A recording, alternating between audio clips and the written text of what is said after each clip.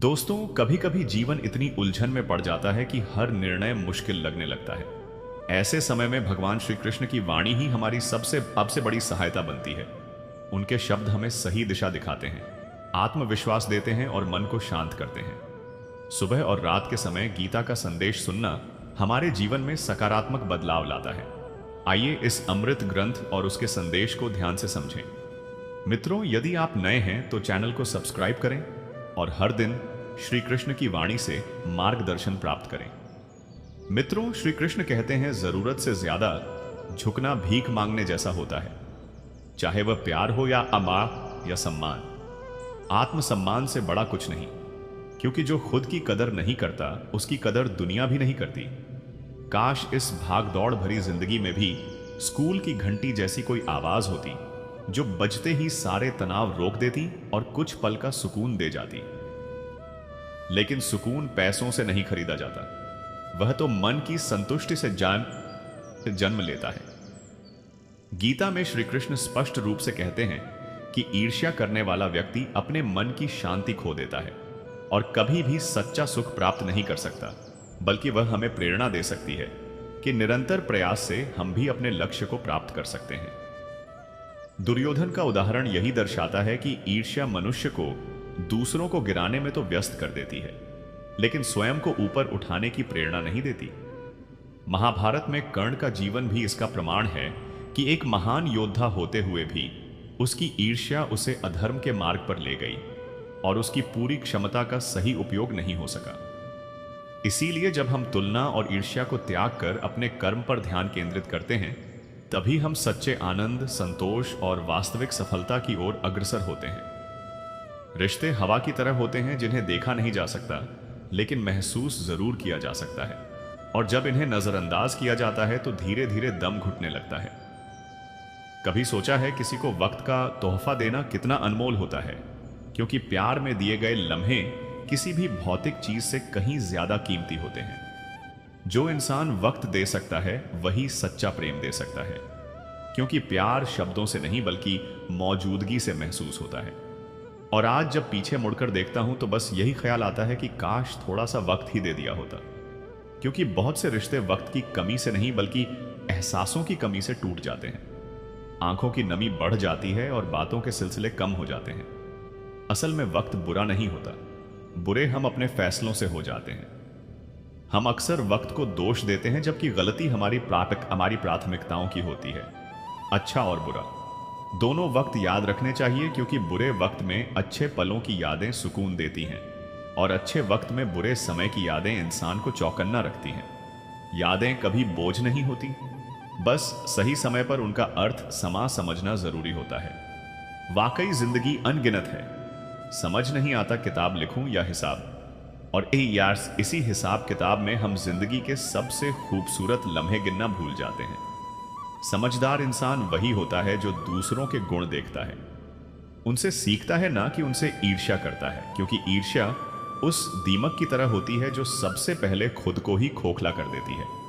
माना कि वक्त सता रहा है, लेकिन वही यह भी सिखा रहा है कि जीना कैसे है। हर मुश्किल अपने साथ एक सबक लेकर आती है, और जो उसे समझ लेते हैं वही आगे बढ़ पाते हैं। जिंदगी की कहानियां भी नदियों जैसी होती हैं। कौन किससे जा मिलेगा और कहां तक पहुंचेगा कोई नहीं जानता। हर मोड़ पर नया सफर, और हर सफर में नया मोड़ ही जीवन की असली कहानी है। इश्क एक बार छका था और इत्तेफाक से आज भी जुबान पर दर्द के छाले हैं। कुछ घाव वक्त से नहीं बल्कि सिर्फ एक सच्चे एहसास से भरते हैं। जो मेहनत करता है वही जानता है कि जिंदगी में कुछ भी आसानी से नहीं मिलता। हर चीज के पीछे संघर्ष और समय लगता है। जिसने अपनों को बदलते देखा है वह हर हालात का सामना करना सीख जाता है, क्योंकि जब अपने बदलते हैं तो इंसान टूटता जरूर है, लेकिन वही टूटन उसे और मजबूत भी बना देती है। इसलिए उस इंसान को आजाद कर देना चाहिए जो सिर्फ मतलब के लिए साथ है, क्योंकि स्वार्थ पर टिके रिश्ते कभी का नहीं होते। अगर कोई सिर्फ अपने फायदे के लिए आपके साथ है तो उसे छोड़ देना ही बेहतर है। आज की दुनिया में हर चीज में मिलावट है, खाने में, बातों में, रिश्तों में, लेकिन एक चीज है जो बिल्कुल शुद्ध मिलती है, और वह है धोखा। दूसरों को जरूरत से ज्यादा अहमियत दोगे तो खुद सस्ते हो जाओगे। इसीलिए अपनी इज्जत खुद करना सीखो। जो इंसान रोते रोते गुस्से में सब कुछ कह देता है वही सबसे सच्चा होता है, क्योंकि आंसू और गुस्सा इंसान से बनावट छीन लेते हैं। मित्रों, क्या घटित होता है जब कोई सम्राट जो अपने पूरे जीवन में धर्म, करुणा और न्याय के मार्ग पर अडिग रहा हो, सहसा संतान की अभिलाषा में उन्हीं सिद्धांतों को भंग करने लगे जिनका पालन वह सदा करता आया था। जब प्रकृति की मर्यादा विचलित होती है तब उसके प्रभाव कितने गंभीर और दूरगामी बन जाते हैं। यही प्रसंग है सम्राट आरव के जीवन का। यह कथा अति प्राचीन काल की है। उस समय उत्तर दिशा में एक वैभवशाली और अत्यंत शांत राज्य विद्यमान था, जिसे जनमानस श्रद्धा सहित सत्यलोक नाम से पुकारता था। सत्यलोक के अधिपति थे महाराज आरवदेव, जो शक्ति, विवेक और धर्म परायणता में अनुपम थे। उनका राज्य चारों दिशाओं में विस्तृत था और अपने शौर्य से उन्होंने अनेक प्रदेशों को संरक्षण देकर उस धरती को सुरक्षित तथा समृद्ध बनाया था। उनके कोष सदैव अन्न और संपदा से परिपूर्ण रहते थे। उनकी सेना अनुशासन, साहस और निष्ठा की मिसाल मानी जाती थी। सत्यलोक की प्रजा अपने राजा से गहन स्नेह रखती थी, क्योंकि महाराज आरवदेव न्याय को सर्वप्रथम मानते थे। राज्य में कोई भी व्यक्ति भूख से पीड़ित नहीं रहता था और प्रत्येक अन्याय का शीघ्र समाधान होता था। महाराज आरवदेव भगवान नरसिंह के परम उपासक थे। प्रतिदिन वे प्रभात से पूर्व जागकर आराधना करते थे। वे मंत्रोच्चार सुनते और धर्म ग्रंथों पर विद्वानों के साथ संवाद करते थे। राजमहल में निरंतर विद्वान, आचार्य और साधु संत आते जाते रहते थे और वहां दान, सेवा तथा धार्मिक कर्म लगातार संपन्न होते हैं। उते आरिकथ ये राजा को यह प्रतीत होता था कि संसार में उन्हें वह सब प्राप्त है जिसकी एक मनुष्य कामना कर सकता है, यश, पराक्रम, वैभव, स्नेह और शांति। परंतु उनके अंतःकरण में एक गहन वेदना सदा छिपी रहती थी। उनकी गोद सुनी थी। उनकी महारानी वैदेही अत्यंत कोमल, सरल और धर्मनिष्ठ नारी थी, किंतु वह भी संतान ना होने का दुख हृदय में समेटे रहती थी। राजा और रानी ने संतान सुख हेतु वर्षों तक अनेक व्रत किए, यज्ञ संपन्न कराए, तपस्वियों की सेवा की और कई पवित्र तीर्थों की यात्राएं की। उन्होंने असंख्य मंदिरों का निर्माण कराया, फिर भी ईश्वर ने उनकी यह अभिलाषा पूर्ण नहीं की। कालांतर में जैसे जैसे महाराज की आयु बढ़ती गई, यह पीड़ा उनके मन में और अधिक गहरी होती चली गई। उन्हें यह चिंता सताने लगी कि उनके पश्चात सत्यलोक की विशाल व्यवस्था का भार कौन संभालेगा। कभी कभी उनके मन में यह भाव आता कि निश्चय ही कोई ऐसा कर्म अनजाने में हो गया होगा जिसके प्रायश्चित रूप में उन्हें यह कष्ट भोगना पड़ रहा है। किंतु जीवन के किसी भी मोड़ पर उन्हें ऐसा कोई गंभीर अपराध स्मरण नहीं आता था। वे तो सदा धर्म के पथ पर ही अग्रसर रहे थे। एक दिवस वे राजसभा में अंतर्मन की उदासी में डूबे शांत बैठे थे। तभी सभागृह में प्रवेश करते हुए एक प्रहरी ने सूचना दी कि राज्य की सीमा के बाहर स्थित प्राचीन वन में एक दिव्य तेज से युक्त महात तपस्वी पधारे हैं। वे एक पुरातन साल वृक्ष के नीचे गहन समाधि में स्थित रहते हैं। न वे किसी से कुछ याचना करते हैं, न किसी से संवाद करते हैं, परंतु उनके समीप वातावरण में एक अलौकिक शांति व्याप्त रहती है। यह समाचार सुनकर महाराज आरवदेव के हृदय में आशा की एक किरण जागृत हो उठी। उन्हें प्रतीत हुआ कि संभवतः यही महापुरुष उनके जीवन की उस पीड़ा का समाधान दे सके जिसका उत्तर उन्हें अब तक कहीं प्राप्त नहीं हुआ था। उन्होंने तत्क्षण अपने अश्व तैयार करवाए और साथ में अनेक भेंट, स्वर्ण, रत्न, वस्त्र, औषधियां और फल लेकर उस सघन वन की ओर प्रस्थान किया गया। कुछ समय पश्चात वे उस स्थल पर पहुंचे जहां वह तपस्वी गहन समाधि में विराजमान थे। उन्होंने देखा कि उस वृद्ध अर्श के शरीर पर केवल एक गेरुए रंग का वस्त्र था। उनकी जटाएं धूसर बादलों के समान कंधों तक फैली थीं और उनका मुख एक शांत सरोवर की भांति स्थिर और निश्चल प्रतीत हो रहा था। महाराज आरवदेव जैसे ही अपने रथ से उतरे, वैसे ही आगे बढ़कर उन महापुरुष के चरणों में नतमस्तक हो गए। वर्षों से हृदय में दबा हुआ पीड़ा का भार अचानक टूट पड़ा और उनके अश्रु आरश्य के चरणों को भिगोने लगे। कुछ समय बीतने के बाद जब राजा का चित्त कुछ शांत हुआ, तभी तपस्वी ने धीरे धीरे अपने नेत्र खोले। उनकी दृष्टि अपार करुणा से परिपूर्ण थी, मानो वे राजा के अंतर्मन की व्यथा को भली भांति देख रहे हों। उन्होंने स्नेहपूर्वक हाथ बढ़ाकर राजा को उठाया और बोले, राजन, तुम्हारा दुख मैं भली भांति समझता हूं। सामर्थ्य और साम्राज्य के स्वामी होकर भी तुम भीतर से टूट चुके हो, क्योंकि तुम्हारे जीवन में वंश आगे बढ़ाने का सुख नहीं है। राजा ने हाथ जोड़कर विनम्र स्वर में कहा, गुरुदेव, आपकी दृष्टि सर्वज्ञ है। मेरे पास सब कुछ होते हुए भी संतान का आनंद नहीं है। कृपा कर मुझे कोई मार्ग बताइए। मैं आपकी सेवा में अपना आधा राज्य भी अर्पित करने को तैयार हूं। बस यह रिक्तता अब सहन नहीं होती।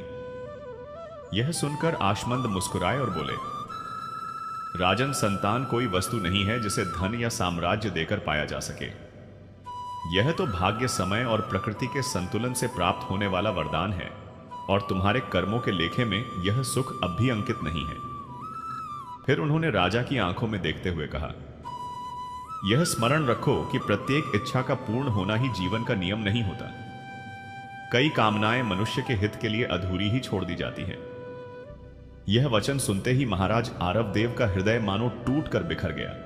उनके चेहरे से आशा की अंतिम ज्योति भी लुप्त हो गई। वे व्याकुल होकर रो पड़े और बोले, हे गुरुदेव, यदि मेरे भाग्य में संतति का अधिकार ही नहीं लिखा, तो फिर इस सिंहासन, इस राज्य और इस जीवन का क्या प्रयोजन रह जाता है। इससे तो उत्तम है कि मैं सब कुछ त्याग दूं।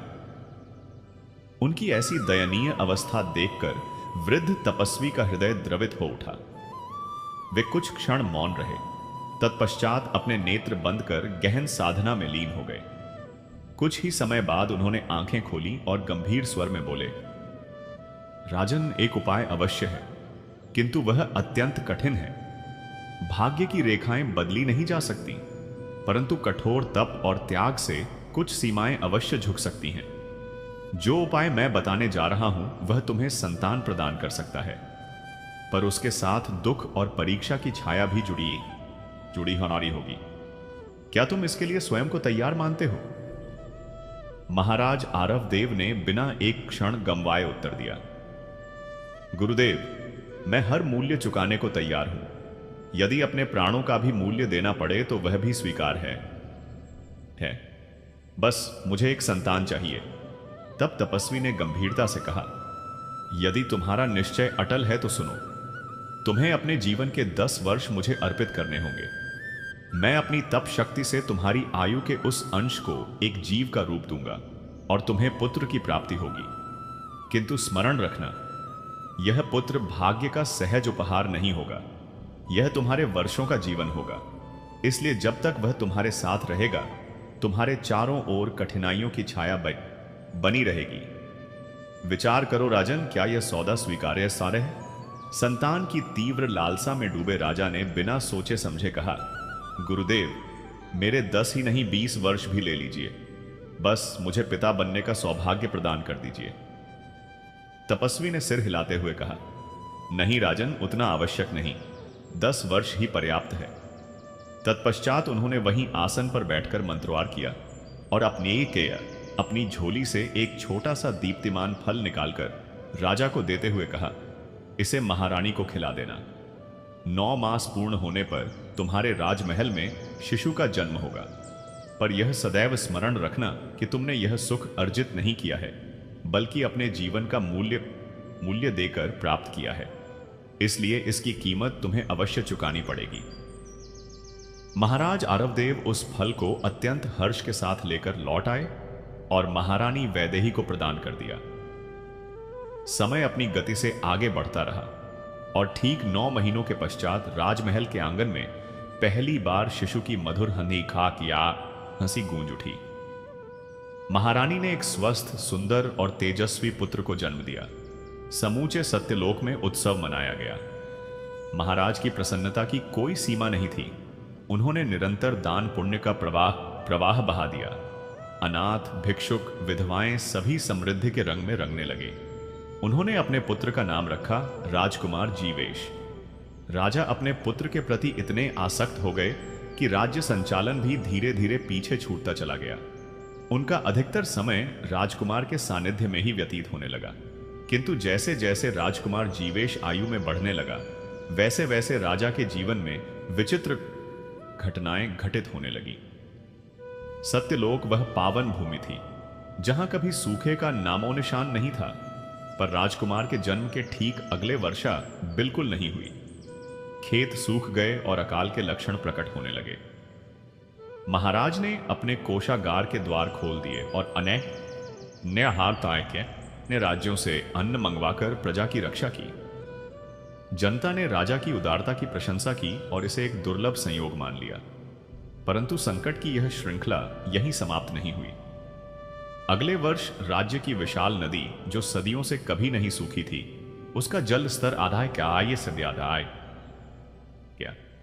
तीसरे वर्ष पशुओं में एक रहस्यमय रोग फैल गया।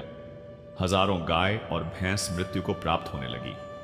सत्यलोक, जिसे कभी स्वर्ग का द्वार कहा जाता था, धीरे धीरे कष्ट, भय और अभाव में डूबने लगा।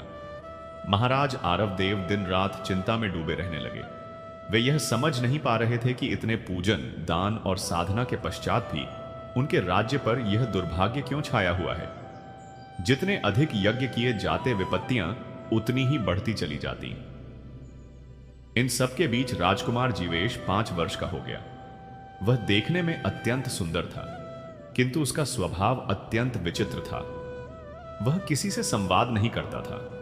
महल का वैभव उसे आकर्षित नहीं करता था।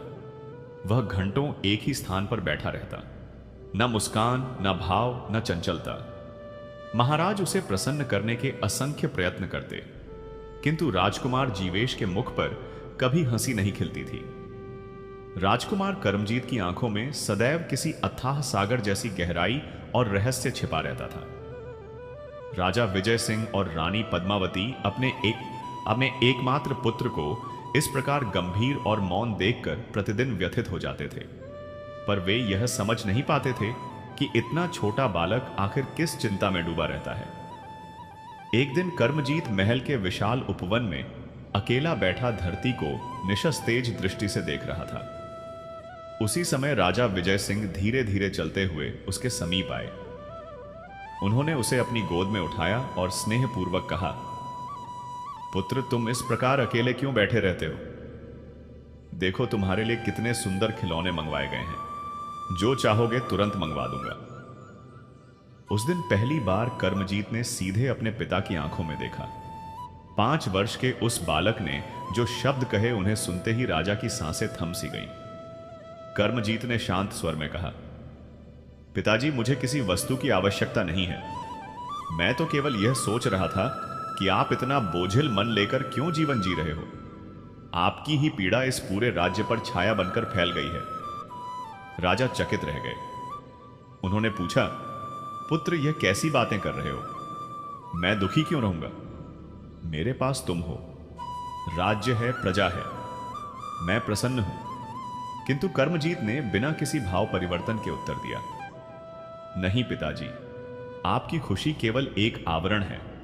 आप मुझसे प्रेम नहीं बल्कि अपने अधूरे मोह की पूर्ति कर रहे हैं, और प्रजा का स्नेह भी वास्तविक नहीं है।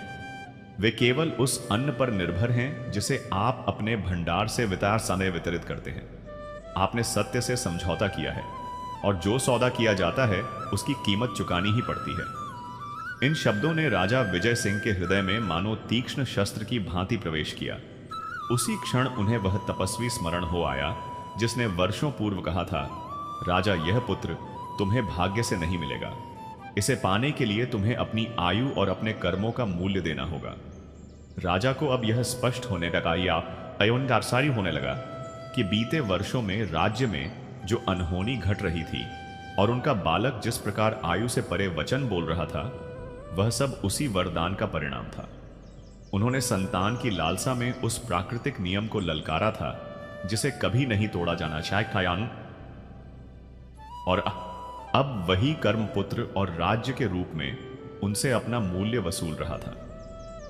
राजा विजय सिंह को यह अनुभव हुआ कि जिस पुत्र की कामना में उन्होंने अपनी नियति बदलने का प्रयास किया था, वही अब उनके कष्ट का कारण बन गया है।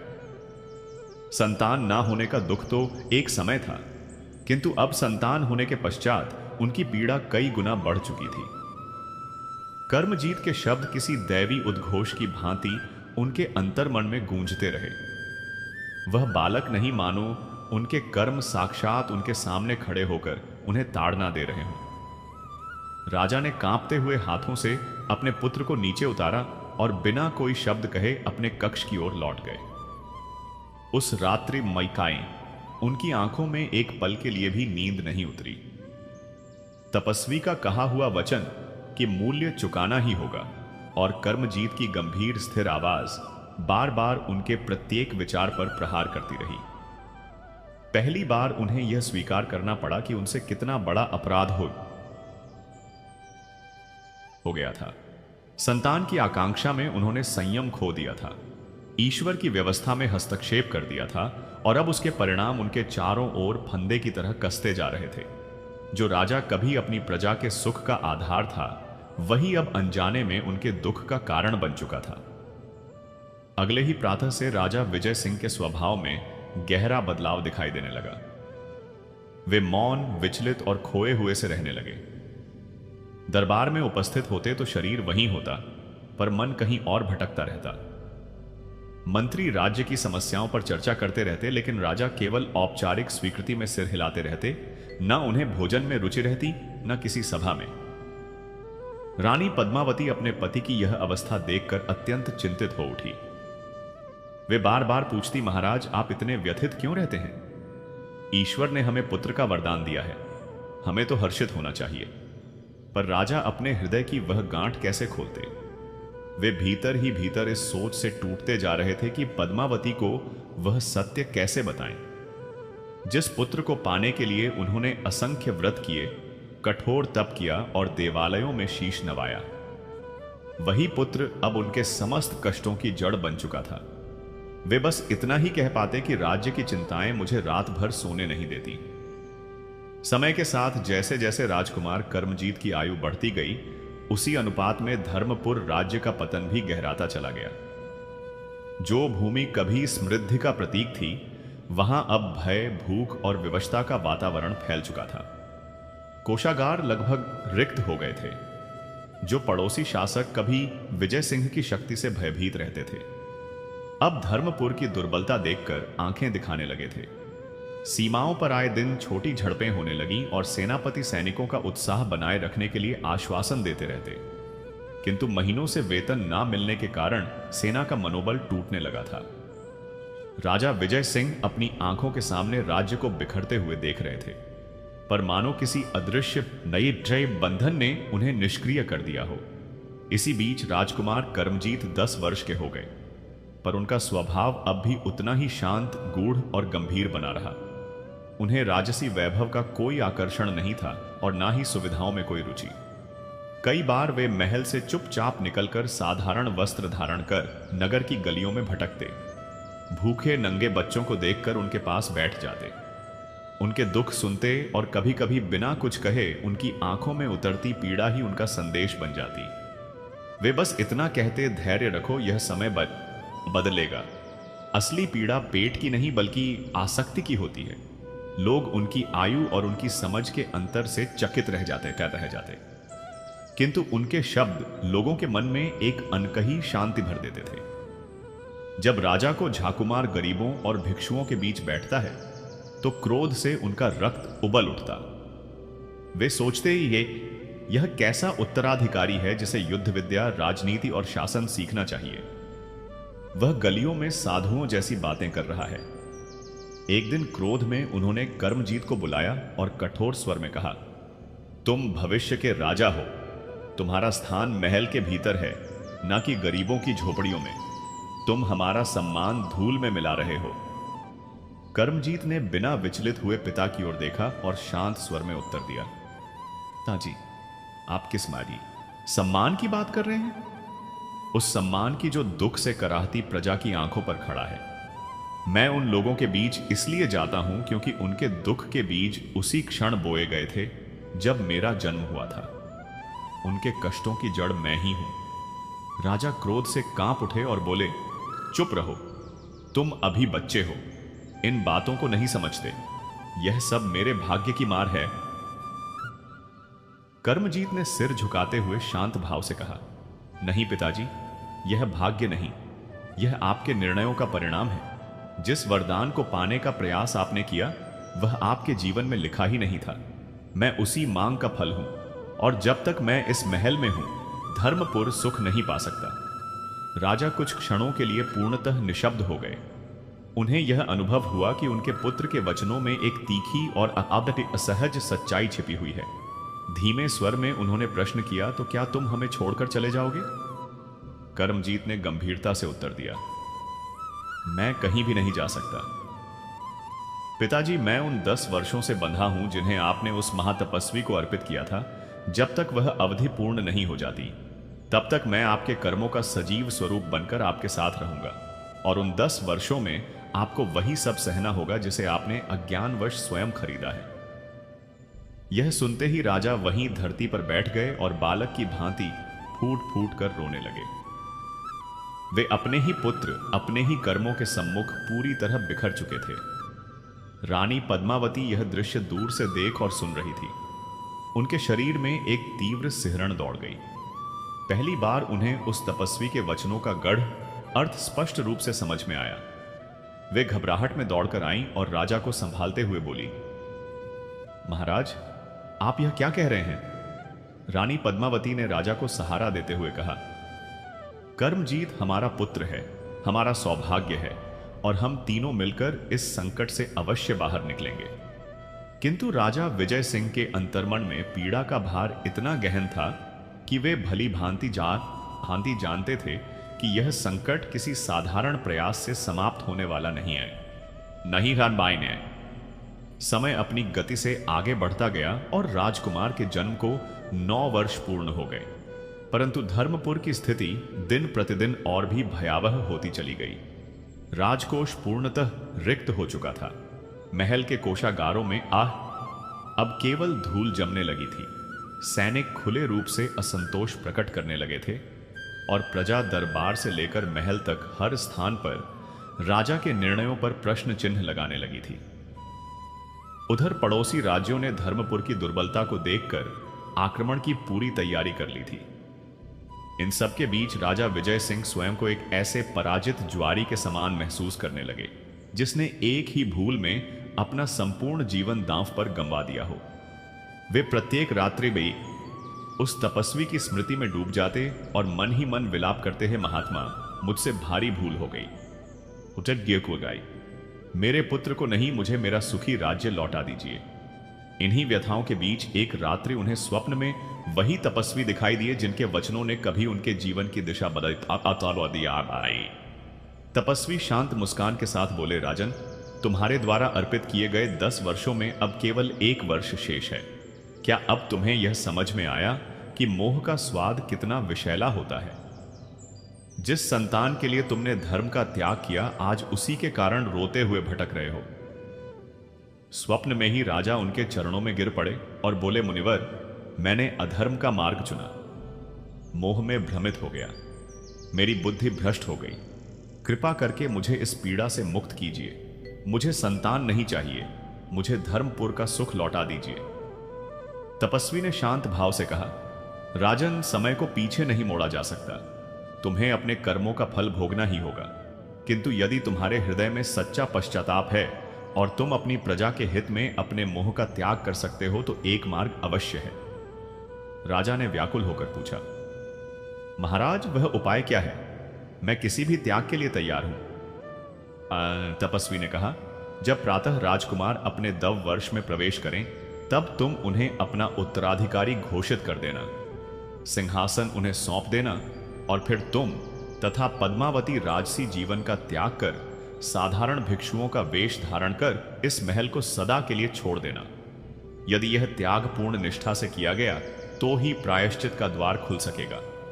यह कहते ही राजा की नींद टूट गई। उनका शरीर पसीने से तर था। उन्होंने घबराकर रानी पद्मावती को जगाया और स्वप्न का संपूर्ण वृतांत सुना दिया। रानी ने अपने अश्रु पोंछते हुए कहा, स्वामी, यदि इससे राज्य का कल्याण होता है तो सब कुछ त्यागना मुझे स्वीकार है। मैं आपके साथ भिक्षा मांगते हुए वन में रहने को भी तैयार हूं, बस हमारा पुत्र सुरक्षित रहे। अगली सुबह पूरे दरबार को बुलाया गया। मंत्री और सैनिक आश्चर्य में थे कि रिक्त खजाने और जजर राज्य की आबाद की अवस्था में राजा ने दरबार क्यों सजवाया है। राजा विजय सिंह राजकुमार कर्मजीत का हाथ थामकर सिंहासन तक आए और एक गहरी सांस लेकर अपना मुकुट उतारकर पुत्र के मस्तक पर रख दिया। पूरा दरबार स्तब्ध रह गया। राजा ने हाथ जोड़कर घोषणा की, आज से धर्मपुर के नवीन महाराज कर्मजीत हैं। मैं और रानी पद्मावती अपनी स्वेच्छा से राज सत्ता का परित्याग कर रहे हैं। इतना कहकर उन्होंने अपने राजसी परिधान उतार दिए और साधारण भगवा वस्त्र धारण कर लिए। रानी ने भी अपने समस्त आभूषण त्याग कर केवल एक साधारण श्वेत साड़ी पहन ली। राजा ने अपने छोटे पुत्र अब महाराज कर्मजीत की ओर अंतिम बार स्नेह और गर्व से भरी दृष्टि डाली। उस क्षण पहली बार कर्मजीत की आंखों में उदासी नहीं बल्कि एक सौम्य और तेजस्वी मुस्कान झलक रही थी, मानो वह भली भांति समझ रहा हो कि आज उसके पिता ने मोह पर धर्म को विजय दिला दी है। इसके पश्चात राजा और रानी भिक्षा पात्र हाथों में लेकर महल के मुख्य द्वार से बाहर निकल आए। प्रजा स्तब्ध खड़ी थी। कोई यह समझ नहीं पा रहा था कि यह सब क्यों और कैसे घटित हो गया। किंतु जैसे ही राजा विजय सिंह ने धर्मपुर की सीमा के बाहर पहला चरण रखा, उसी क्षण एक अद्भुत परिवर्तन घटित हुआ। वर्षों से सूखी पड़ी नदी में अचानक जल की धाराएं बहने लगी। आकाश में घने काले बादल उमड़ आए और मूसलाधार वर्षा होने लगी, जैसी कई वर्षों से किसी ने नहीं देखी थी। प्रजा आनंद से झूम उठी। महल के भीतर जो कोषागार पूर्णतः रिक्त हो चुके थे, वहां मंत्रियों ने देखा कि स्वर्ण और रजत मुद्राओं की वर्षा होने लगी और खजाने पुनः भरने लगे। जो पशु रोग से पीड़ित थे, वे सहसा उठकर स्वस्थ हो गए। जिस पड़ोसी राजा ने आक्रमण की तैयारी कर रखी थी, उसके राज्य में अचानक भीषण संकट उत्पन्न प्राण पुतन हो गया और उसे अपनी सेना लौटानी पड़ी। उधर महल के सिंहासन पर बैठा 10 वर्ष का महाराज कर्मजीत भी धीरे धीरे बदलने लगा। उसका गंभीर और रहस्यमय मुख एक साधारण बालक की भांति खिलने लगा। कुछ ही क्षणों में वह एक सामान्य हंसता खेलता 10 वर्षीय बालक बन गया। वह सिंहासन से कूद पड़ा और मां पिताजी पुकारता हुआ महल के द्वार की ओर दौड़ा। किंतु तब तक राजा विजय सिंह और रानी पद्मावती बहुत दूर निकल चुके थे। वे तपस्वी के वचनों के अनुसार अपने कर्मों का प्रायश्चित करने हेतु सब कुछ त्याग चुके थे। राजा विजय सिंह और रानी पद्मावती निरंतर वन की ओर बढ़ते रहे। अब उनके मन में किसी भी बात का शोक नहीं था। उनके अंतर मन में एक विचित्र सी शांति व्याप्त थी। वे समझ चुके थे कि मनुष्य के कर्म ही उसके सबसे बड़े दुख और सबसे बड़े सुख का कारण होते हैं। उन्होंने मोहवश दुख को अपनाया था और अब त्याग के मार्ग पर सारी पर चलकर सच्ची शांति प्राप्त कर ली थी। धर्मपुर राज्य अपने नए राजा कर्मजीत के नेतृत्व में पुनः समृद्ध और प्रसन्न होने लगा था। किंतु राजा विजय सिंह के कर्मों से उपजा वह दोष जो वर्षों से राज्य पर छाया था, उनके राजपाट त्यागते ही समाप्त हो गया था। राजा विजय सिंह और रानी पद्मावती आगे बढ़ते रहे। अब उनके हृदय में सत्ता का कोई आकर्षण शेष नहीं था, पर एक पिता और एक माता का हृदय अपने पुत्र के लिए व्याकुल अवश्य था। रानी पद्मावती के अश्रु थमने का नाम नहीं ले रहे थे। तब विजय सिंह ने उनके कंधे पर ही यतम भाई पर हाथ रखते हुए कहा, पद्मावती, शोक मत करो। हमने अपने कर्मों का प्रायश्चित कर लिया है। हमारा पुत्र अब सुखी रहेगा। उसका जीवन जो हमारे मोह के कारण कष्टमय हो गया था, अब वह एक सच्चे राजा के रूप में जिएगा। हमारी वास्तविक विजय यही है कि हमने अपने सुख के लिए प्रजा का सुख नहीं छीना, बल्कि प्रजा के सुख के लिए अपने मोह का त्याग किया। यह सुनकर रानी पद्मावती ने अपने आंसू पोंछे और अपने पति के साथ कदम से कदम मिलाकर चलने लगी। वे चलते चलते धर्मपुर की सीमा से बहुत आगे निकल आए। सूर्य अस्ताचल की ओर झुकने लगा था और चारों ओर धीरे धीरे संध्या की छाया फैलने लगी थी और रात उतरने लगी थी। जो पांव कभी मखमली कालीनों की कोमलता पर सहजता से बढ़ते थे, वही पांव अब नुकीले कंकड़ों और कठोर पत्थरों से भरे मार्ग पर बिना आवरण के आगे बढ़ रहे थे। रानी पद्मावती के तलवे छिल चुके थे और उनसे रिसता हुआ रक्त धरती पर निशान छोड़ रहा था। यह दृश्य देखकर राजा विजय सिंह का अंतर्मन विचलित हो उठा। उन्होंने तुरंत रानी को सहारा देकर एक वृक्ष की छाया में बैठाया और पास बहती छोटी सी सरिता से अपने भिक्षा पात्र में जल भर कर लाए। उन्होंने अत्यंत स्नेह से रानी के चरण प्रक्षालित किए। पति का यह बदला हुआ स्वरूप देखकर रानी की आंखें भर आईं और वे रोते हुए बोली, स्वामी, आपने मेरे लिए राजसी ऐश्वर्य छोड़ा और अब एक सेवक की भांति मेरी सेवा भी कर रहे हैं। तब विजय सिंह ने शांत स्वर में कहा, पद्मावती, अब हम राजा रानी नहीं रहे, अब हम केवल एक दूसरे के सहयात्री हैं। यह जीवन की एक नई राह है, आत्मशुद्धि की कठिन यात्रा। उसी वृक्ष के नीचे भूख और प्यास सहते हुए उन्होंने अपनी पहली रात्रि व्यतीत की। जो कभी महल के मुलायम शयनों पर विश्राम करते थे, वे आज ठंडी धरती पर लेटे थे। उन्हें शीत का स्पर्श भी सता रहा था और वन्य जीवों का भय भी। फिर भी उनके हृदय में एक गहरी शांति थी। प्रातः होते ही तीव्र भूख ने उन्हें घेर लिया। पिछली संध्या से उन्होंने कुछ भी ग्रहण नहीं किया था। विजय सिंह के हाथ में भिक्षा का पात्र था, किंतु हाथ उठाने का साहस नहीं हो पा रहा था। जिसने जीवन भर दान दिया हो, वह हाथ आज किसी के आगे कैसे फैले, उनका स्वाभिमान और क्षात्र धर्म उन्हें रोक रहा था। रानी पद्मावती ने पति के मन की उलझन को समझ लिया। वे जानती थीं कि यह उनके लिए सबसे कठोर परीक्षा है। उन्होंने धीरे से विजय सिंह के हाथ से भिक्षा पात्र ले लिया। समीप ही एक छोटा सा ग्राम बसा था। रानी पद्मावती, जो कभी महल की सीमाओं से बाहर नहीं गई थी, आज सिर पर घूंघट डाले एक झोपड़ी के द्वार पर खड़ी हुई और मंद स्वर में बोली, माता, थोड़ी भिक्षा दे दीजिए। 2 दिनों से अन्न का कण भी नसीब नहीं हुआ है।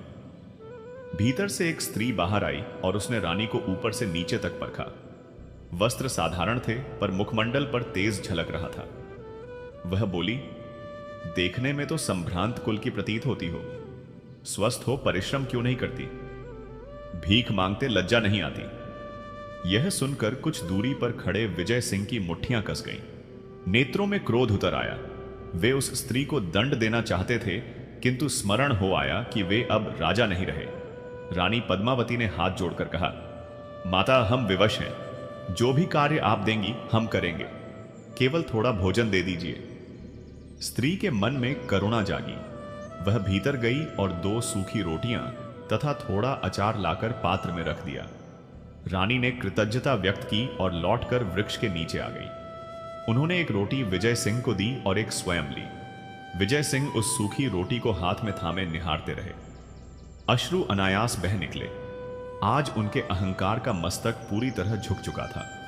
उन्होंने रोटी का ग्रास लिया और अनुभव किया कि उसमें महल के 56 भोगों से भी अधिक स्वाद है, क्योंकि वह स्वाद उनके अभिमान के टूटने से उपजा था। दिन धीरे धीरे सप्ताह बने और सप्ताह महीनों में ढलते चले गए। विजय सिंह और पद्मावती एक ग्राम से दूसरे ग्राम, एक नगर से दूसरे नगर भटकते रहे। जो भी भिक्षा मिली उसी से जीवन निर्वाह करते रहे। कभी पेट भर भोजन मिला तो कभी भूखे ही शयन करना पड़ा। ग्रीष्म, शीत और वर्षा सब सहते हुए वे निरंतर आगे बढ़ते रहे। इस कठिन साधना में उनका राजसी गर्भ पूरी तरह गल चुका था। जो विजय सिंह कभी सम्राट थे, वे अब एक सच्चे सन्यासी बन चुके थे। मुख पर क्रोध या दर्प नहीं, बल्कि शांति और संतोष की आभा थी। तीर्थ यात्रा करते हुए वे एक सघन वन से होकर गुजर रहे थे। चलते चलते अत्यधिक थकान हुई और वे एक गुफा के समीप रुक गए। उन्हें यह नहीं था कि उसी गुफा में महान सिद्ध महात्मा योगी शिवंद गहन तप में लीन थे। जैसे ही राजा और रानी गुफा के पास बैठे, योगी शिवंद ने अपनी समाधि भंग की और गुफा से बाहर आए। उनके मुख पर सूर्य के समान दीप्ति झलक रही थी। उन्होंने विजय सिंह को देखते ही गंभीर स्वर में कहा, आओ राजन, मैं तुम्हारी ही प्रतीक्षा में था। यह सुनते ही विजय सिंह और पद्मावती आश्चर्य से भर गए। उन्होंने विनम्रता से हाथ जोड़कर कहा, हे मुनिवर, आप हमें कैसे पहचानते हैं? हम तो साधारण भिक्षुक हैं। यह सुनकर योगी शिवनंद मंद हंसे और बोले, मनुष्य राजपाट छोड़ सकता है, वेश बदल सकता है, पर अपने कर्मों से उत्पन्न तेज को छिपा नहीं सकता। विजय सिंह, मैं तुम्हारे विषय में सब जानता हूं। यह भी जानता हूं कि संतान के मोह में तुमने क्या कर्म किए और उस कर्म के प्रायश्चित हेतु तुमने क्या क्या त्याग किया। यह सुनकर राजा विजय सिंह महात्मा के चरणों में गिर पड़े और करुण स्वर में बोले, हे महात्मा, मैंने अपना सर्वस्व त्याग दिया है, फिर भी मेरे अंधारे अंतःकरण को पूर्ण शांति क्यों नहीं मिल रही? आज भी कभी कभी मेरे मन में अपने पुत्र कर्मजीत की स्मृति आ जाती है। क्या मेरा त्याग अब भी अधूरा है? योगी शिवंद ने उन्हें स्नेहपूर्वक उठाते हुए कहा, पुत्र, तुमने राजपाट का त्याग किया है, जो स्वयं में अत्यंत महान त्याग है। तुमने अपने कर्मों का फल भी भोगा है और प्रायश्चित भी किया है, किंतु अभी तक तुम कर्ता होने के भाव का त्याग नहीं कर पाए हो। विजय सिंह ने जिज्ञासु भाव से पूछा, मुनिवर, यह कर्ता भाव क्या होता है? तब योगी ने विस्तार से समझाया, तुम जो भी करते रहे, तुम्हारे भीतर यह भाव रहा कि मैंने किया, मैंने यज्ञ कराया, मैंने वचन दिया, मैंने राज्य छोड़ा, मैंने प्रायश्चित किया। जब तक यह मैं का भाव तुम्हारे भीतर जीवित रहेगा, तब तक तुम्हें वास्तविक शांति प्राप्त नहीं हो सकती। तुमने संतान के मोह को त्यागा है, पर अब त्याग के अभिमान में उलझ सकते हो। तुमने एक बंधन तोड़ा है, किंतु दूसरे बंधन को थाम लिया है। यह सुनकर राजा विजय सिंह को अपनी भूल का बोध हुआ और उन्होंने विनम्रता से पूछा, तो फिर सच्चा मार्ग कौन सा है? हे योगी, तब योगी शिवनंद मुस्कुराए और बोले, सच्चा मार्ग है पूर्ण समर्पण का। ईश्वर की इच्छा के सम्मुख अपने अस्तित्व को अर्पित कर देना। यह स्वीकार करना कि जो कुछ भी हो रहा है वह उसी की लीला है। तुम केवल एक साधन मात्र हो। जो दुख तुमने भोगा वह तुम्हारे कर्मों का फल था, और जो सुख तुम्हें मिला वह तुम्हारी भक्ति का प्रतिफल था। अब तुम्हें सुख और दुख दोनों से ऊपर उठना होगा। तुम्हें ऐसा बनना होगा जिसे ना कुछ पाने की लालसा हो और ना कुछ खोने का भय हो। योगी शिव आनंद के इन वचनों से राजा विजय सिंह और रानी पद्मावती के अंतर्मन में एक नवीन प्रकाश जाग उठा। उनका मन, जो अब तक पुत्र की स्मृति और त्याग के विचारों में उलझा था, अब पूरी तरह शांत और निर्मल हो गया। उन्होंने यह निश्चय किया कि शेष जीवन वे इसी गुफा में योगी शिवनंद की सेवा और ईश्वर की उपासना में व्यतीत करेंगे। वे अब राजा विजय सिंह और रानी पद्मावती नहीं रहे थे। वे केवल साधक थे जो आत्मिक शांति की खोज में थे। उनके कर्मों से उत्पन्न वह दुख जो मोह से जन्मा था, अब ज्ञान की अग्नि में जलकर भस्म हो रहा था।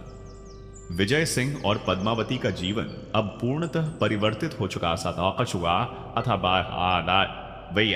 वे अब राज सिंहासन से जुड़े नहीं थे, बल्कि योगी शिवंद के आश्रम में रहने वाले दो सामान्य साधक बन चुके थे। उनका प्रत्येक दिन सूर्योदय से पूर्व आरंभ होता था। विजय सिंह, जिन्हें अब सभी केवल विजय कहकर पुकारते थे, वन में जाकर सूखी लकड़ियां एकत्र करते, नदी से निर्मल जल लाते और आश्रम की स्वच्छता का कार्य करते। वह शरीर जो कभी राजसी परिधानों और आभूषणों से सुशोभित रहता था, अब मात्र एक साधारण भगवा वस्त्र में ढका रहता था। जिन हाथों ने कभी तलवार और राजदंड संभाले थे, वही हाथ अब गोबर से आश्रम के आंगन को लिपने का कार्य करते थे। वहीं रानी पद्मावती, जिन्हें अब सभी पद्मा कहते थे, आश्रम की रसोई की जिम्मेदारी निभाती थी। वह वन से प्राप्त कंद, मूल और फलों को पकाती, जो थोड़ा बहुत अन्न भिक्षा में मिलता उसे सहेज कर रखती। वह योगी शिवंद के वस्त्रों को नदी तट पर ले जाकर धोती और आश्रम में आने वाले प्रत्येक थके हुए पथिक की सेवा पूरे समर्पण भाव से करती। उनके कोमल हाथ, जो कभी रेशमी धागों को सहेज कर बुनते थे, अब परिश्रम से कठोर हो चुके थे। फिर भी उनके चेहरे पर एक ऐसी अद्भुत शांति विराजमान थी जो उन्हें राजमहल के अपार सुखों में भी कभी प्राप्त नहीं हुई थी। योगी शिवंद उन्हें प्रतिदिन ज्ञान की गढ़ बातें समझाते थे और बताते थे कि मन ही मनुष्य का सबसे बड़ा शत्रु भी है और वही उसका सबसे सच्चा मित्र भी बन सकता है। यदि मन मोह के जाल में उलझ जाए तो वह केवल पीड़ा देता है, और यदि मन संतोष के भाव में स्थित हो जाए तो वही मन सुख का कारण बन जाता है। विजय सिंह कई बार योगी से विनम्रता से पूछते, हे गुरुवर, मैंने राजपाट का त्याग कर दिया है, भिक्षा मांगकर जीवन चला रहा हूं और आपकी सेवा में लगा हूं। फिर भी कभी कभी रात्रि के सन्नाटे में मुझे अपने महल, अपनी प्रजा और अपने पुत्र कर्मजीत की स्मृति क्यों सताने लगती है? क्या मेरा वैराग्य सच्चा नहीं है? तब योगी शिवंद मंद मुस्कान के साथ कहते, विजय, स्मृति का आना कोई दोष नहीं है। तुम मनुष्य हो, कोई निर्जीव शिला नहीं। तुमने अपना जीवन वहीं जिया है, इसलिए वे स्मृतियां तुम्हारे चित्त का हिस्सा है। वैराग्य का अर्थ स्मृतियों को मिटा देना नहीं, बल्कि उनसे बंधन ना बनाना है। जब तुम्हें अपने पुत्र की याद आए तो मन को पीड़ा में मत डालो, बल्कि ईश्वर को धन्यवाद दो कि उसने तुम्हें वह अनुभव दिया। जब तुम्हें अपने राज्य की याद आए तो गर्व मत करना, बल्कि यह समझना कि वह एक स्वप्न था जो समाप्त हो गया। वास्तविक जीवन तो वही है जिसे तुम इस क्षण जी रहे हो। जब तुम अपनी स्मृतियों को केवल साक्षी भाव से देख पाओगे, बिना अच्छे या बुरे का निर्णय किए, तभी तुम सच्चे वैरागी कहलाओगे। पद्मावती भी कई बार एकांत में बैठकर अश्रु बहा लेती थी। उन्हें अपने पुत्र का वह दृश्य याद आता जब वह उसे सिंहासन पर छोड़कर आई थी। एक माता का हृदय विवश होकर तड़प उठता था, किंतु योगी के वचनों को स्मरण कर उन्हें भी धैर्य प्राप्त होता था, और वह अपने आंसुओं को दुर्बलता नहीं बल्कि मन की शुद्धि का माध्यम मानती थी। समय बीतता गया और कई महीने निकल गए। एक दिन आश्रम में कुछ सैनिक आ पहुंचे। वे किसी पड़ोसी राज्य के थे और शिकार करते हुए मार्ग भटक गए थे। वे अत्यंत थके हुए और क्रोध से भरे थे। उन्होंने आश्रम में योगी शिवनंद को बैठे देखा और कठोर स्वर में कहा, ऐ वृद्ध, हम राजा के सैनिक हैं, शीघ्र हमारे लिए भोजन और जल की व्यवस्था करो। योगी शिवंद शांत भाव से वहीं बैठे रहे। उसी समय विजय सिंह, जो नदी से जल भर रहे थे, मिट्टी का घड़ा लेकर सैनिकों के पास आए और बोले, आप सभी थक गए प्रतीत होते हैं, कृपया यह जल ग्रहण कर अपनी प्यास शांत कीजिए। एक सैनिक ने विजय सिंह को ऊपर से नीचे तक देखा। उनके अस्त व्यस्त बाल, फटे हुए वस्त्र और हाथ में मिट्टी का घड़ा देखकर वह उपहास करने लगा और बोला, अरे तू हमें पानी पिलाएगा? जानता नहीं हम कौन हैं। लगता है जंगल ने तेरी बुद्धि हर ली है। यहां से भाग जा और अपने गुरु से कह कि हमारे लिए इंतजाम करें। दूसरे सैनिक ने क्रोध में आकर विजय सिंह को धक्का दे दिया। धक्का लगते ही विजय सिंह भूमि पर गिर पड़े। घड़ा टूट गया और सारा जल बह गया। उस क्षण विजय सिंह के भीतर छिपा हुआ राजा जाग उठा। उनकी आंखें क्षण भर को क्रोध से भर गईं और भुजाएं तन गईं। वे क्षणिक रूप से यह भूल बैठे कि वह अब साधक हैं, और उनके मन में विचार आया यह कि वह अभी भी इस सैनिक को दंड दे सकते हैं। वह शक्ति उनमें अब भी विद्यमान थी। वे उठकर खड़े हुए और उनकी मुट्ठियां कस गईं। तभी उनकी दृष्टि योगी शिव आनंद पर पड़ी, जो अत्यंत शांत भाव से मुस्कुराते हुए बैठे। मैं आपके लिए फिर से नदी से शुद्ध जल भरकर ले आता हूं। यह कहते हुए विजय सिंह शांत भाव से मुड़े। वह सैनिक जो क्षण भर पहले उनके भीतर उठे क्रोध को देखकर सहम गया था, अब उनके बदले हुए स्वरूप को देखकर पूरी तरह अचंभित रह गया। उसके मन में ग्लानि भर आई और उसे अपनी भारी भूल का गहरा बोध हुआ। उसे यह समझते देर नहीं लगी कि इतना अपमान सहने के बाद भी जिसके मुख पर क्रोध के स्थान पर शांति और करुणा हो, वह कोई साधारण भिक्षुक नहीं बल्कि उच्च आत्मा का साधक अवश्य है। यह अनुभूति होते ही सभी सैनिक लज्जा से सिर झुकाए योगी शिवनंद के चरणों में गिर पड़े और विनीत स्वर में बोले, हे महात्मा, हमें क्षमा कर दीजिए।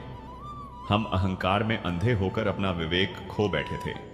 तब योगी शिवंद ने गंभीर स्वर में कहा, क्षमा मुझसे नहीं बल्कि इनसे मांगो, जिन्होंने तुम्हें जल देने का प्रयत्न किया और बदले में अपमान सहा। यह सुनते ही सभी सैनिक विजय सिंह के पास आए और उनसे क्षमा याचना करने लगे। विजय सिंह ने उन्हें उठाकर स्नेहपूर्वक आलिंगन किया और बोले, भाइयों, क्षमा मांगने की आवश्यकता नहीं है। आप हमारे अतिथि हैं और अतिथि का सम्मान ही हमारा धर्म है। उसी समय पद्मावती आश्रम की रसोई से जो भी साधारण भोजन उपलब्ध था वह लेकर आई। सैनिकों ने वह रूखा सूखा भोजन भी बड़े आदर और प्रेम से ग्रहण किया और प्रस्थान से पूर्व योगी के आश्रम में कुछ स्वर्ण मुद्राएं अर्पित करने लगे। किंतु विजय सिंह ने विनम्रता से उन्हें रोकते हुए कहा, यदि वास्तव में कुछ देना चाहते हो तो अपने भीतर का क्रोध और अहंकार यहीं छोड़कर आकर जाओ। हम सन्यासियों को स्वर्ण नहीं बल्कि शांति की आवश्यकता होती है। सैनिकों ने यह वचन दिया कि वे आगे कभी किसी निर्दोष का अपमान नहीं करेंगे और नम्र होकर वहां से विदा हो गए। उस दिन योगी शिवंद अत्यंत प्रसन्न हुए और उन्होंने विजय सिंह से कहा, विजय, आज तुमने अपनी वास्तविक विजय प्राप्त की है। कभी तुमने राज्य जीता था, वह बाहुबल की जीत थी। फिर तुमने राज्य त्यागा, वह मोह पर विजय थी। किंतु आज तुमने अपने क्रोध और अहंकार को जीत लिया है। यही आत्मा की सच्ची जीत है। आज तुम्हारे कर्मों से उपजा समस्त दुख और पीड़ा वास्तव में समाप्त हो गई है। विजय सिंह और पद्मावती की आंखों से संतोष भरे अश्रु बह निकले। उन्हें यह सत्य भली भांति समझ आ गया था कि सच्ची शांति ना तो राजपाट में है और ना ही संतान के मोह में, बल्कि अपने मन पर विजय पाने में है। अब ना उन्हें किसी प्रकार का शोक था और ना ही किसी प्रकार का हर्ष। वे केवल योगी की सेवा और ईश्वर के ध्यान में लीन रहकर अपना शेष जीवन व्यतीत करने लगे। उन्हें इस बात की कोई चिंता नहीं रहती थी कि भविष्य में क्या होगा, क्योंकि उन्होंने यह जान लिया था कि जो कुछ भी घटित होता है वह ईश्वर की इच्छा से ही होता है और उसी इच्छा में वास्तविक आनंद छिपा है। विजय सिंह और पद्मावती का जीवन अब योगी शिवंत के सानिध्य में प्रकृति की गोद में शांतिपूर्वक प्रवाहित होने लगा था। वर्षों पर वर्ष बीतते चले गए। सर्दी, गर्मी और वर्षा के असंख्य मौसम आए और चले गए। उनके केश अब कपास की भांति श्वेत हो चुके थे और चेहरे पर समय की रेखाएं उभर आई थीं। फिर भी उनकी आंखों में ऐसा तेज और ऐसी शांति थी जो बड़े बड़े सम्राटों में भी दुर्लभ होती है। विजय सिंह अब केवल विजय कहलाते थे। आसपास के गांवों के लोग उन्हें शांत बाबा के नाम से पुकारते थे और पद्मावती को सभी दयामयी माता कहकर संबोधित करते थे। योगी शिवंद अत्यंत वृद्ध हो चुके थे और अधिकतर समय अपनी गुफा में गहन समाधि में ही रहते थे। आश्रम की संपूर्ण व्यवस्था अब विजय और पद्मा के हाथों में थी। उन्होंने अपने पूर्व जीवन और राजसी वैभव को एक स्वप्न की भांति स्वीकार कर लिया था, या यूं कहें कि स्मृतियां शेष थीं पर उनसे बंधन नहीं था। अब ना उन्हें किसी बात का पश्चाताप था और ना ही किसी उपलब्धि का गर्व। वे वर्तमान में जीना सीख चुके थे। उनके लिए सबसे बड़ा सुख यही था कि वे गुरु की सेवा कर रहे हैं और ईश्वर का स्मरण कर रहे हैं। उनका मन पूर्णतः निर्मल हो चुका था और उन्हें ऐसा प्रतीत होता था कि अब उनके जीवन में कोई भी परीक्षा शेष नहीं है। उनका जीवन अब शांति और संतोष के साथ ईश्वर के चरणों में समर्पित होकर पूर्ण होने वाला था। किंतु विधाता ने उनके भाग्य में अभी एक अंतिम अध्याय शेष रखा था। उनके कर्मों की एक सूक्ष्म गांठ अभी खुलनी बाकी थी। एक संध्या अचानक प्रचंड आंधी और मूसलाधार वर्षा आरंभ हो गई। ऐसा प्रतीत हो रहा था मानो आकाश स्वयं धरती पर टूट पड़ेगा। उसी उग्र वातावरण में आश्रम के द्वार पर किसी ने दुर्बल स्वर में दस्तक दी। विजय सिंह ने द्वार खोला तो सामने एक भीगा हुआ, ठंड से कांपता वृद्ध खड़ा था। उसकी देह इतनी थकी हुई थी कि वह अपने पैरों पर स्थिर भी नहीं रह पा रहा था। विजय सिंह ने तुरंत उसे थामकर भीतर प्रवेश कराया। पद्मावती ने शीघ्रता से अग्नि प्रज्वलित की और उसे ताप सेकने को दिया। फिर प्रेम पूर्वक उसके लिए गर्म दूध लेकर आई। जब उस वृद्ध की कंपी कुछ शांत हुई तो उसने सामने बैठे विजय सिंह को एकटक निहारना आरंभ किया। फिर उसकी दृष्टि पद्मावती पर गई जो उसके भीगे वस्त्र सुखाने ले जा रही थी। तभी उस वृद्ध की आंखें विस्मय से फैल गईं।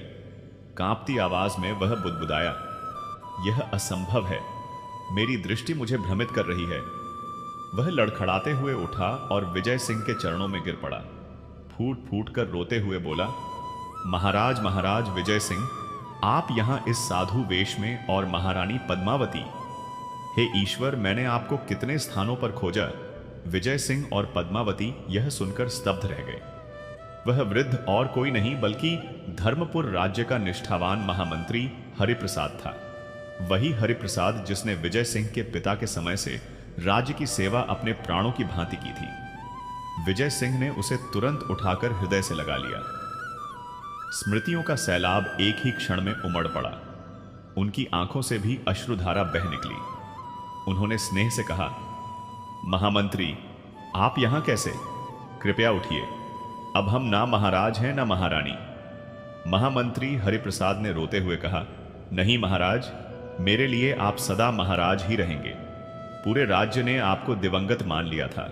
यह समझ लिया गया था कि आप और महारानी वन में देह त्याग चुके हैं, किंतु मैं हर वर्ष तीर्थों की यात्रा पर निकलता रहा, इस आशा में कि कहीं तो आपका संकेत मिलेगा। आज मेरी साधना पूर्ण हुई। पद्मावती ने अपने आंचल से महामंत्री के अश्रु पोंछते हुए पूछा, महामंत्री, हमें राज्य का समाचार दीजिए। क्या धर्मपुर की प्रजा सुखी है? महामंत्री ने विनम्रता से हाथ जोड़कर कहा, महारानी, आपके त्याग ने धर्मपुर को स्वर्ग के समान बना दिया है। जिस दिन आपने राज्य छोड़ा उसी दिन से भाग्य ने करवट ली। सूखी नदियां पुनः प्रवाहित हो उठी। खेतों में स्वर्ण समान अन्न लहलहाने लगा। राजकोष फिर से समृद्ध हो गया। और आपके पुत्र महाराज कर्मजीत का नाम सुनते ही पद्मावती का हृदय तीव्रता से धड़क उठा। विजय सिंह ने भी व्याकुल होकर पूछा, महामंत्री, हमारा पुत्र कैसा है? क्या वह धर्मपूर्वक राज्य चला रहा है? महामंत्री की आंखों में गर्भ मिश्रित आनंद के आंसू छलक पड़े। उन्होंने कहा, महाराज कर्मजीत जैसा शासक युगों में एक बार जन्म लेता है। केवल 10 वर्ष की आयु में सिंहासन संभालने वाला वह बालक 100 वर्षों के अनुभवी राजा से भी अधिक विवेकशील सिद्ध हुआ। उसके राज्य में ना कोई दुखी है ना कोई निर्धन। वह प्रजा को अपने संतानों के समान स्नेह देता है। न्याय और धर्म का ऐसा प्रकाश फैला है कि लोगों ने पूर्व काल के सभी राजाओं को विस्मृत कर दिया है और धर्मपुर अब सच्चे अर्थों में समृद्धि और शांति के मार्ग पर अग्रसर हो गया है। यही सुनकर विजय सिंह और पद्मावती की आंखें कृतज्ञता से भर उठीं और उनके जीवन की अधूरी कथा पूर्ण हो गई है। वह साक्षात धर्मराज हैं। यह वाक्य सुनते ही विजय सिंह और पद्मावती का हृदय गर्व और संतोष से भर उठा। उन्हें प्रतीत हुआ कि उनका त्याग सार्थक सिद्ध हुआ है। विजय सिंह ने शांत स्वर में कहा, ईश्वर को नमन है। यही सुनने की आकांक्षा थी। अब मन में कोई चिंता शेष नहीं, किंतु उसी क्षण महामंत्री के मुख की प्रसन्नता लुप्त हो गई। उन्होंने गंभीर स्वर में कहा, महाराज, प्रजा संतुष्ट है, राज्य समृद्ध है, पर आपका पुत्र जो हमारा शासक है वह स्वयं सुखी नहीं है। यह सुनकर विजय सिंह और पद्मावती स्तब्ध रह गए। पद्मावती ने व्याकुल होकर पूछा, वह प्रसन्न क्यों नहीं है? महामंत्री ने लंबी सांस लेकर कहा, महाराज, कर्मजीत को सब कुछ स्मरण है। तपस्वी के वरदान की पूरी कथा उन्हें है। उन्हें यह भी भान है कि उनके जन्म के कारण राज्य ने कितनी विपत्तियां झेली और यह भी कि राज्य की रक्षा हेतु आपने और महारानी ने कितना महान त्याग किया। वही स्मृतियां प्रतिदिन उनके हृदय पर भार बनकर पड़ी रहती हैं। वह स्वयं को दोषी मानते हुए कहते हैं कि मैं कैसा दुर्भाग्यशाली राजा हूं जो माता पिता के त्याग की कीमत पर सिंहासन पर बैठा हूं। मेरा राज तिलक उनके आंसुओं से सींचा गया है। वह आप दोनों से मिलने को व्याकुल रहते हैं। उन्होंने आपको खोजने के लिए समस्त देश में गुप्तचर भेज रखे हैं। प्रत्येक रात्रि पारा के वह आपकी प्रतिमा के समक्ष बैठकर अश्रु बहाते हैं। महामंत्री ने कहा, वह शासक के सभी दायित्वों का निर्वाह कर रहे हैं, किंतु पुत्र के रूप में भीतर ही भीतर जल रहे हैं। यह सुनते ही पद्मावती विलाप कर उठी और विजय सिंह स्तब्ध होकर खड़े रह गए।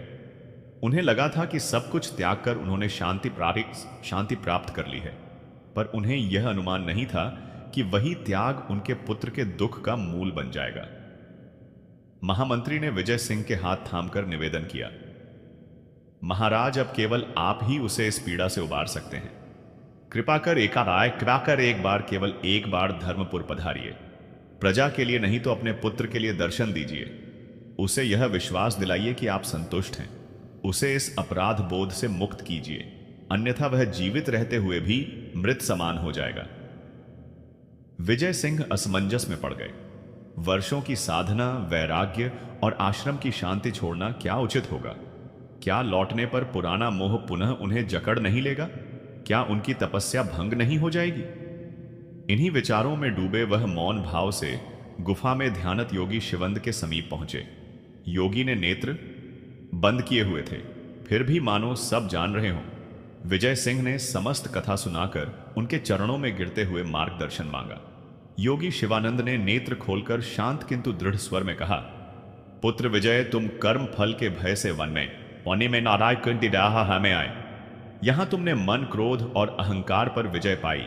यह प्रशंसनीय है, किंतु अब जीवन तुम्हारी अंतिम परीक्षा ले रहा है। विजय ने पूछा, कैसी परीक्षा? गुरुदेव योगी बोले, अपनी शांति का त्याग। जिस शांति में तुम स्थित हो वह भी एक सूक्ष्म मोह है। तुमने सन्यास लेकर कर पिता का एक कर्तव्य अधूरा छोड़ दिया। तुम्हारा पुत्र इसीलिए दुख में है क्योंकि वह स्वयं को तुम्हारे कष्ट का कारण मानता है। जब तक तुम उसे मुक्त नहीं करोगे तब तक तुम्हारी शांति भी अपूर्ण रहेगी। विजय सिंह ने व्याकुल होकर पूछा, तो मुझे क्या करना चाहिए? योगी शिवंद ने कहा, लौट जाओ। धर्मपुर राजा बनकर नहीं, सन्यासी बनकर नहीं, बल्कि एक पिता बनकर अपने पुत्र को यह बोध कराओ कि जो हुआ वह त्याग नहीं, धर्म था। तुमने प्रजा के लिए राजधर्म निभाया। उसे यह समझाओ कि वह तुम्हारे दुख का कारण नहीं बल्कि तुम्हारे धर्म का साधन बना। मोह से नहीं, कर्तव्य से उससे मिलो, उसे मुक्त करो।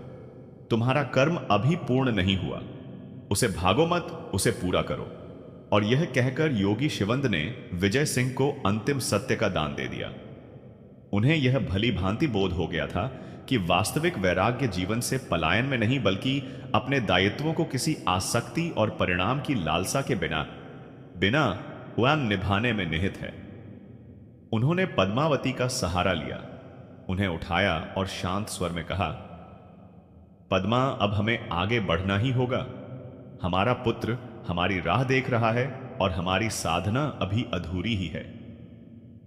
अगले प्रातः काल विजय सिंह और पद्मावती महामंत्री हर प्रसाद के संग पुनः धर्मपुर की दिशा में प्रस्थान कर गए, उस भूमि की ओर जिसे उन्होंने वर्षों पूर्व त्याग दिया था। किंतु इस बार वे पराजित नरेश की भांति नहीं बल्कि दो सिद्ध साधकों के रूप में अग्रसर हो रहे थे, जिनका संकल्प अपने पुत्र को कर्मजन्य पीड़ा से मुक्त कराना था। राजा विजय सिंह, महारानी पद्मावती और महामंत्री हरिप्रसाद ने धर्मपुर की ओर अपनी यात्रा आरंभ की, और यह यात्रा उस पूर्व यात्रा से सर्वथा भिन्न थी जो उन्होंने कभी की थी। तब वे राजसत्ता छोड़कर दुख, भय और अनिश्चितता से भरे वन प्रदेश की ओर चले गए थे, पर आज वे सिद्ध योगियों की भांति मन में शांति, करुणा और कर्तव्य बोध लेकर अपने उत्तरदायित्व को पूर्ण करने के लिए लौट रहे थे। महामंत्री हरिप्रसाद ने अनेक बार निवेदन किया कि रथ की व्यवस्था कर दी जाए, जिससे पैदल चलने का कष्ट ना उठाना पड़े, किंतु विजय सिंह हर बार सौम्य मुस्कान के साथ अस्वीकार कर देते। उन्होंने कहा, महामंत्री, यह भगवा वस्त्र हमने प्रदर्शन के लिए धारण नहीं किए हैं। हम भिक्षुक बनकर गए थे और भिक्षुक बनकर ही लौटेंगे। हमारी साधना इसी में है कि हम जैसे हैं वैसे ही बने रहे। हमें राजमलों के वैभव और सुविधा की कोई आकांक्षा नहीं। वे दिन में पद यात्रा करते और रात्रि में किसी मंदिर अथवा वृक्ष की छाया तले विश्राम कर लेते। भिक्षा में जो भी प्राप्त होता वही तीनों आपस में बांटकर ग्रहण कर लेते। जैसे जैसे वे धर्मपुर राज्य की सीमा के समीप पहुंचते गए, उन्हें अपने राज्य की समृद्धि स्पष्ट दिखने लगी। गांव पहले से अधिक विस्तृत, स्वच्छ और सुव्यवस्थित दिखाई दे रहे थे। खेतों में फसलें लहलहा रही थीं और जनमानस के मुखमंडल पर संतोष तथा सुरक्षा का भाव झलक रहा था। विजय सिंह और पद्मावती यह दृश्य देखकर मन ही मन अत्यंत प्रसन्न होते और उन्हें यह तृप्ति होती कि उनके त्याग ने प्रजा को इतना सुख प्रदान किया है। कई सप्ताह की यात्रा के पश्चात वे धर्मपुर की राजधानी के बाहरी क्षेत्र में पहुंचे। राजधानी का स्वरूप पूर्णतः परिवर्तित हो चुका था। वह पहले की अपेक्षा कहीं अधिक भव्य, सुसज्जित और सुंदर प्रतीत हो रही थी। महामंत्री हरप्रसाद ने कहा, महाराज क्षमा करें बाबा, आप और माता यहीं नदी तट पर स्थित शिव मंदिर में कुछ समय विश्राम करें। मैं पहले महल जाकर महाराज कर्मजीत को आपके आगमन का संदेश देता हूं। इस वेश में यदि आप अचानक जनसामान्य के समक्ष आए तो नगर में हलचल मच सकती है।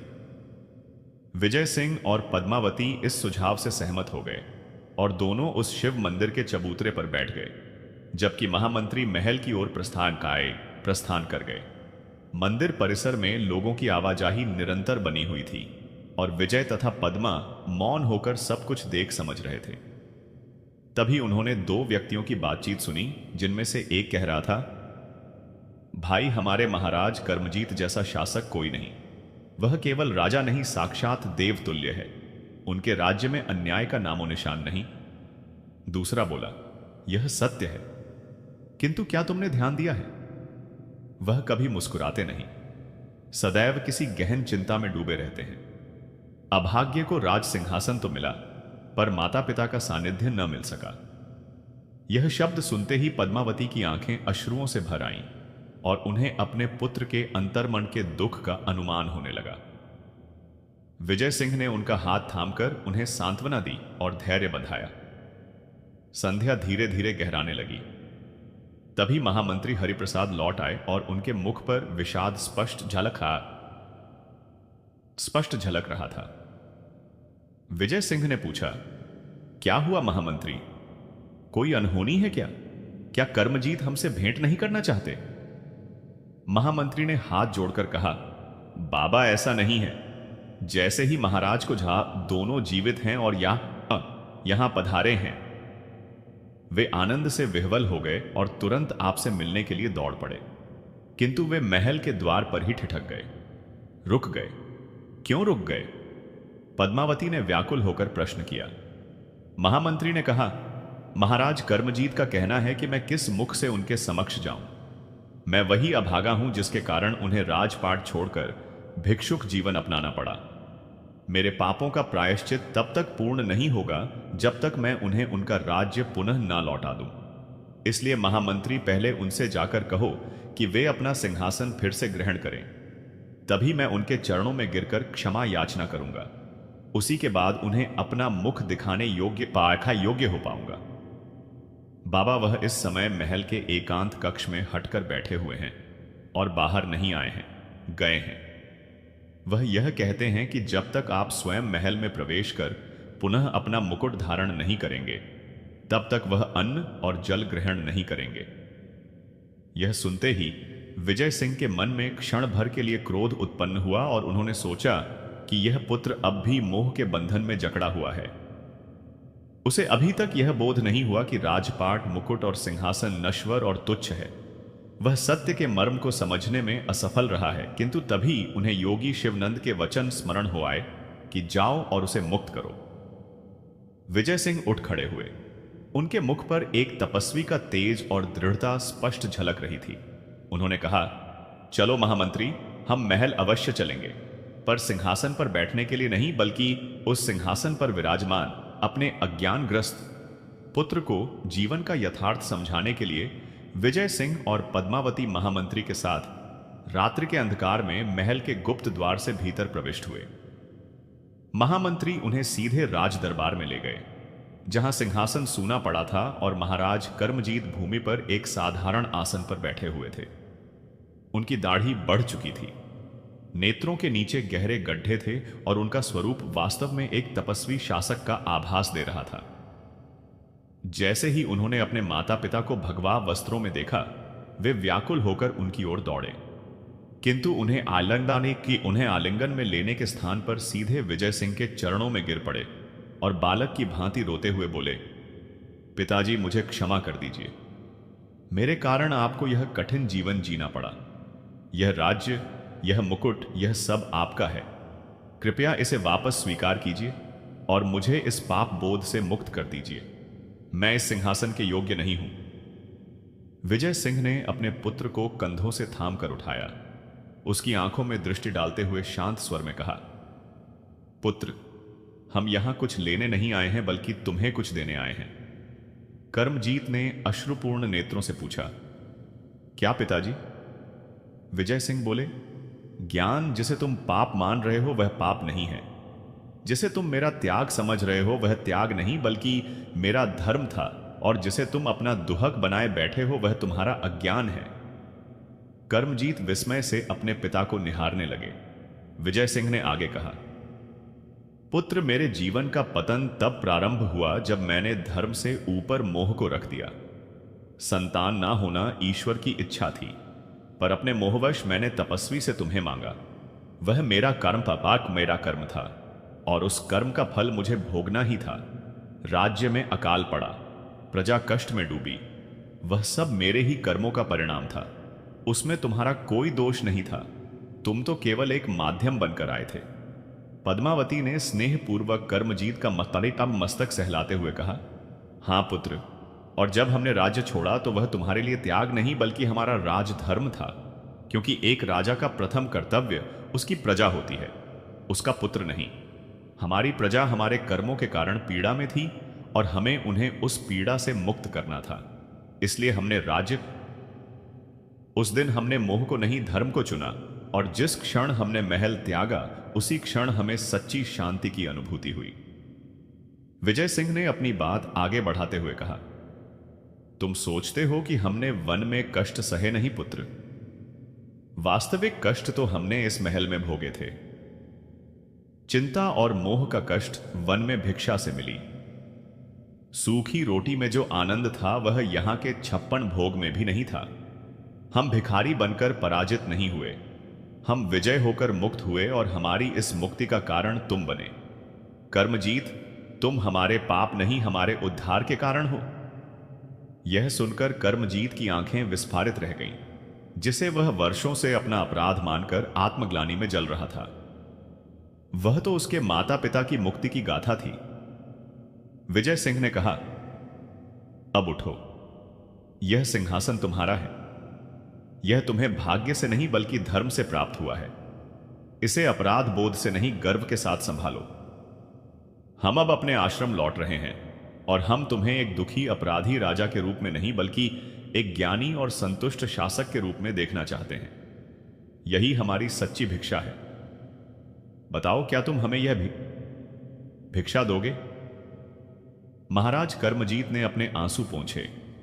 वर्षों से हृदय पर रखा भारी बोझ आज उतर गया था। वह अपने माता पिता के चरणों में पुत्र की भांति नहीं बल्कि शिष्य की तरह झुके और बोले, पिताजी, माता, आपने आज मुझे जीवन और मरण के इस अंतर्द्वंद से मुक्त कर दिया। मैं वचन देता हूं कि आज से मैं दुख में नहीं बल्कि मुक्त चेतना के साथ राजधर्म का पालन करूंगा। विजय सिंह और पद्मावती के मुख पर संतोष की मुस्कान फैल गई। उनकी यात्रा और तपस्या आज वास्तव में पूर्ण हो गई थी। उन्होंने अपने पुत्र को हृदय से लगा लिया। उस रात्रि उन्होंने महल में नहीं बल्कि उसी शिव मंदिर में विश्राम किया। अगली प्रातः वे दोनों अपने पुत्र और प्रजा को सुखी छोड़कर पुनः अपने आश्रम की ओर योगी शिवनंद के पास लौट चले। अब उनके मन में ना कोई दुख शेष था, ना कोई मोह, ना कोई अधूरा कर्तव्य। वे अपने कर्मों के बंधन से पूर्णतः मुक्त हो चुके थे, और यही इस कथा का सार और सत्य ही है। मित्रों, श्री कृष्ण कहते हैं कि जिसका भी साथ दो उसे खुलकर दो, क्योंकि आधे मन से निभाया गया साथ लोगों की दृष्टि में विरोध नहीं बल्कि गद्दारी कहलाता है। पर यह स्मरण रखना कि जो सत्य के मार्ग पर चलता है वह संसार से नहीं डरता। कई बार दोष सामने वाले का नहीं होता बल्कि हमारी ही समझ अधूरी होती है। वे करुणा से बात कर रहे होते हैं और हम उसे प्रेम मान बैठते हैं। यही इस संसार का सत्य है, जहां भावनाओं का मूल्य हर कोई नहीं समझ पाता। फिर भी धैर्य रखो, क्योंकि जीवन के अंतिम पन्ने का इंतजार करना चाहिए। कहा जाता है कि अंत में सब ठीक हो जाता है, इसलिए जो आज अधूरा प्रतीत हो रहा है वह समय आने पर स्वयं सुलझ जाएगा। किसी भी व्यक्ति को अपने जीवन का केंद्र मत बनाओ, क्योंकि जब वह बदलता है तो घृणा उससे नहीं बल्कि प्रश्न स्वयं से होने लगते हैं। अपनी राय केवल इसलिए मत बदलो कि सामने वाला बदल गया है, और किसी को इतना महत्व भी मत दो कि उसकी उपेक्षा में आए।